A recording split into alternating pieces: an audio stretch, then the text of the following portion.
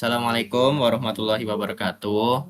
Di sini kami dari kelompok ajudan akan mempresentasikan tugas akhir dari struktur data algoritma. Perkenalkan, nama saya Afardan Wistiawan dengan akhiran NIM 228. Saya Muhammad Naufal Azmi dengan akhiran NIM 229. Dan saya Joshua Christian Feransa dengan akhiran NIM 010. Di sini kami mengambil artikel dari jurnal Justin atau Jurnal Sistem dan Teknologi Informasi yang berjudul Pemodelan Sistem Rekomendasi serta Penentuan Jadwal Seminar dan Sidang dengan Metode Depth First Search atau disingkat dengan DFS. Nah, lanjut kita langsung melakukan penjelasan pada kodenya. Nah, jadi di sini saya menjelaskan fondasi struktur datanya, class node-nya. Jadi class ini itu untuk membangun setiap titik di dalam struktur pohon tree. Jadi yang pertama itu adalah def init self value. Nah, function itu berfungsi function itu yang pertama kali dipanggil saat sebuah node dibuat.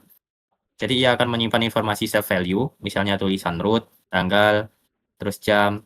Nah, lalu ia juga itu menyiapkan sebuah list kosong yaitu self children yang nantinya akan diisi oleh anak-anak cabangnya. Lalu itu ada def a child self obj. Jadi fungsi itu bertugas memasukkan node baru ke dalam list children. Dengan fungsi itu kita bisa menyambungkan tanggal ke root, jam ke tanggal, lalu dosen ke jam. Selanjutnya di fungsi yang kedua ini ada DVS rekursif. Nah, secara garis besar fungsi DVS rekursif ini untuk memprint ya atau menampilkan output dari tree yang sudah dibuat pada fungsi yang selanjutnya yaitu build tree. Nah, tidak hanya itu, tapi DVS rekursif ini juga menjalankan algoritma dengan mengunjungi semua node yang sudah dibuat itu dan juga menampilkan outputnya berupa print. Nah, selanjutnya. Baik, jadi kita sampai di function build pohon, yang dimana fungsi ini adalah engine utama dari program yang kita bangun. Jadi untuk menyusun data secara otomatis dari atas hingga ke bawah. Di sini kita mengolah daftar tanggal, jam, dan dosen dengan mencocokkan langsung terhadap dataset atau variabel jadwal berhalangan.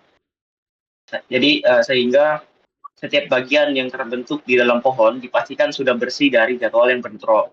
Nah, jadi kita tidak hanya menyusun data, tapi juga melakukan efisiensi dengan membuang jadwal yang bentrok gitu. Jadi sehingga outputnya adalah struktur data yang akurat dan siap untuk proses pencarian jadwal selanjutnya. Seperti itu. Lalu selanjutnya di sini datasetnya, yaitu data mentah jadwalnya.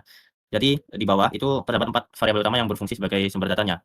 Yang pertama itu ada list tanggal, list jam, sama dosen kampus. Nah, ketiga variabel tersebut atau ketiga list tersebut itu yang berisi data referensi utama. Jadi list tanggal itu berisi rentang hari yang mau dicek, lalu list jam itu berisi slot waktu dengan interval 30 menit, lalu dosen kampus itu berisi daftar target orangnya, misalnya A, B, C, D.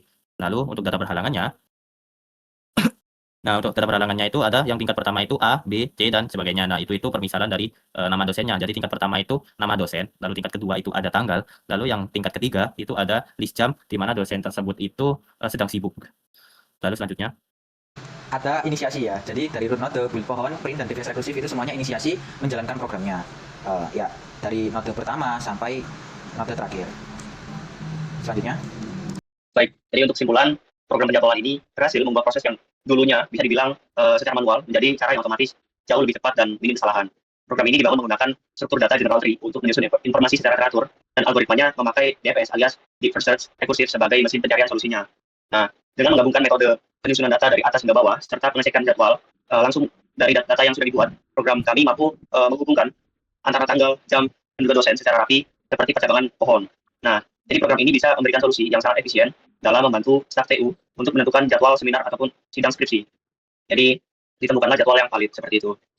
Baik, untuk sebagai tambahan dari outputnya itu dijelaskan kalau tadi itu ada tanggal, jam, dan dosen. Nah, di outputnya itu tadi ketika tidak ada dosen, semisal C tidak ada, maka dosen tersebut akan langsung stop dan lanjut ke node berikutnya. Nah, untuk simbol X itu melambangkan di jam itu semua dosen bisa. Sekian dari kelompok kami ucapkan terima kasih.